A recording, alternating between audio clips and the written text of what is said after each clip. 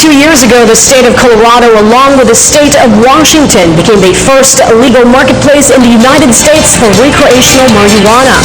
Law enforcement experts are still debating the impact on crime.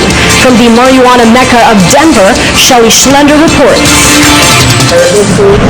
No, we'll do a full ounce. A sale is in progress at the Denver Cannabis Dispensary local product. Like this has a little bit more of a piney, some have citrusy smells. This transaction is now legal in the state, and law enforcement officials say that for the most part, licensed cannabis stores can be good neighbors. Like any other business, as long as they're following the regulations. But this undercover officer, who asked that we conceal his identity, says there are growers who are bending the rules. That's what we get inundated with, are phone calls from our citizens about people growing marijuana next door, and just the odors out of control. Federal data indicate 1 out of 7 Colorado adults uses marijuana.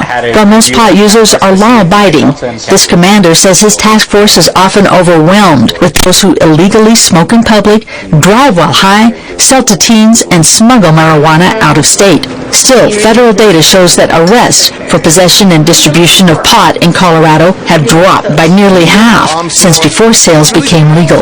As for the overall crime rate, there's been little change. An organization of current and former law enforcement officers, judges, and prosecutors is urging that the federal government legalize all drugs. Does it seem fair that for a low-level drug crime, possession, distribution, that you would be incarcerated for decades? Jason Thomas, a former Colorado law enforcement officer, is now a spokesperson for the group, Law Enforcement Against Prohibition, known as LEAP. He envisions a nation where some drugs are sold at a storefront, while others are more regulated. We're not going to do away with our pharmacies. You know, it's not, the system's not going to go to just like a full recreational hoo-ha, here's all the drugs in one store. As is, you know, you may be able to find that in some other places in the world. It's more that each drug has some merit one way or the other, and so we need to look at that drug and, you know, treat cocaine differently from marijuana. You know, possibly from a medicinal side, but as well as a legal side. Pointing to the state's crime statistics, he says fears that legalization would lead to mayhem have not panned out. The big boogeyman, you know, we've opened the closet door and no one's in there.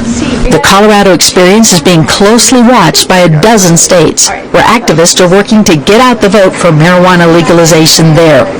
For VOA News, I'm Shelley Schlender in Denver.